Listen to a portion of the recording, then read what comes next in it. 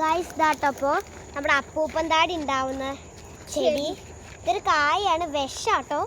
നോക്ക് എത്ര അപ്പൂപ്പൻ താടിയാന്ന് കണ്ടില്ലേ, എത്രയാന്ന് കണ്ടില്ലേ ഗൈസ്. നോക്ക് നമുക്ക് പറത്തി വിട്ടാലോ? വേണ്ട, കുറച്ചും കൂടി ഇവിടെ ഉണ്ട്. ഇതാണ് ഇപ്പോൾ കായ. ഇത് എടുത്തോ നിറച്ചും പഴം പോലെ ഇങ്ങനെ വരും കേട്ടോ ഗൈസ്. അതാണ് ഇതിൻ്റെ പ്രത്യേകത.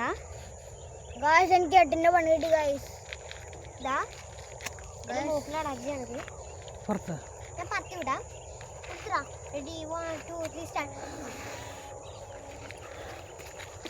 ഇതാണ് ഗൈസ്. അപ്പോൾ നമ്മുടെ 8ൻ്റെ പണി കിട്ടി ഗൈസ്.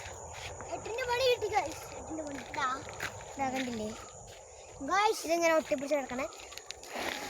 അമ്മ ചോര ഇനി എന്നൊരു 8ൻ്റെ പണി കിട്ടി.